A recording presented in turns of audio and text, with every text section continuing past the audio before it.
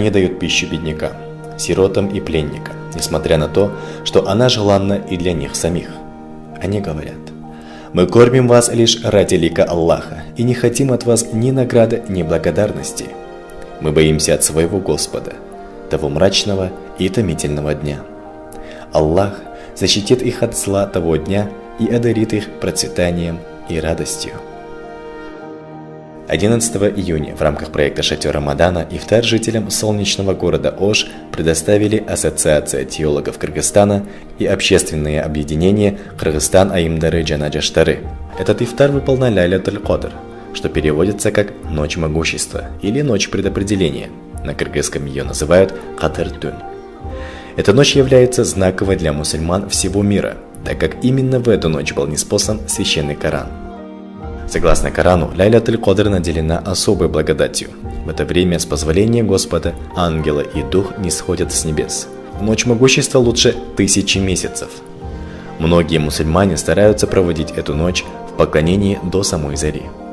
По неизменимой традиции вечер начался с чтением священного Корана.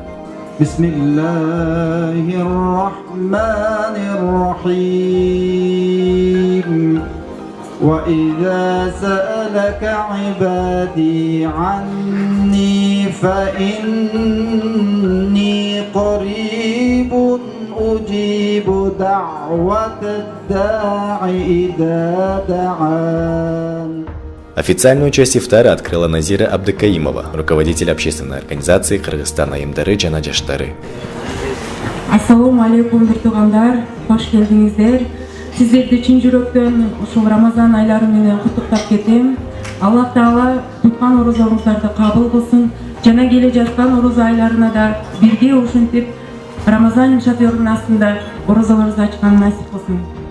Гостями вечера стали религиозные деятели, выпускники теологического факультета, нуждающиеся семьи, а также люди общества незрячих и немых. С проникновенной речью выступил хазы Ошской области Самидин Аджи Атабаев.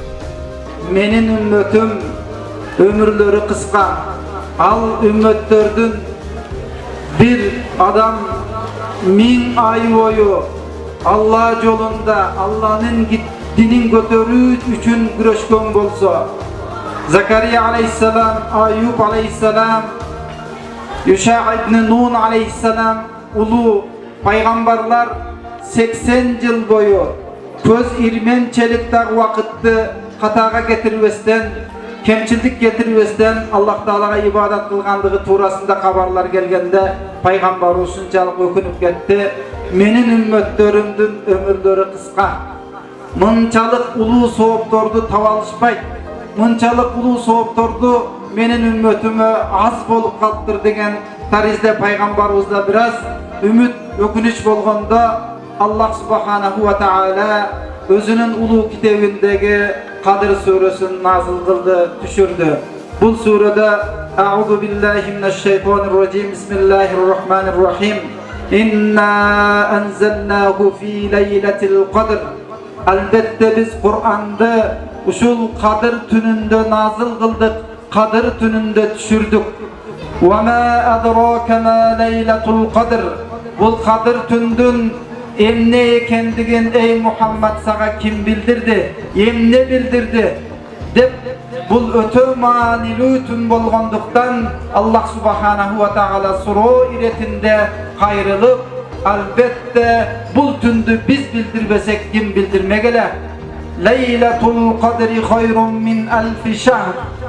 Кадыр түнүндөгү кылынган ибадат 1000 ай бою кылынган ибадаттан дагы жакшыраак. Сегодняшний 8-й день Шатара Рамадана прошел в особенно благодатной атмосфере.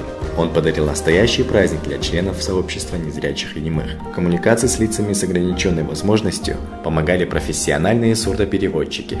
Одна из них — волонтер Дильноза Джумабаева, которая передавала невысказанные эмоции и радость с помощью жестов и артикуляций.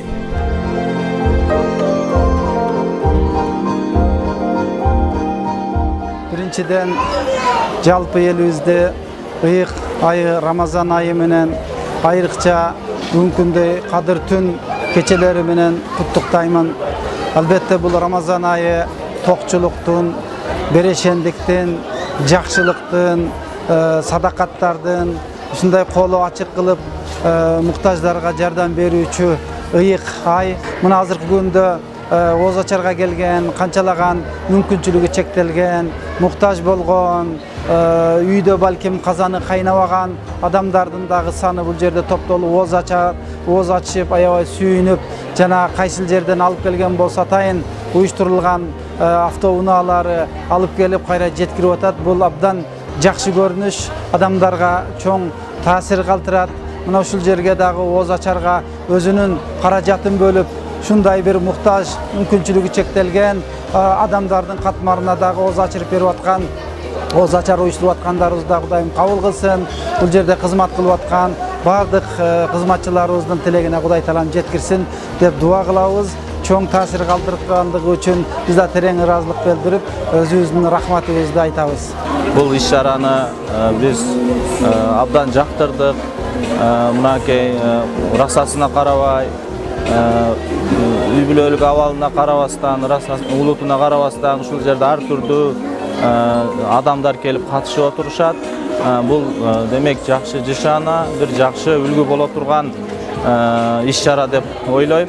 Бул иш-чараны Кудай кааласа башка жерлерде дагы кийинки жылдары дагы уюштурсак, үлгү катарында жакшы болот деп ойлойм.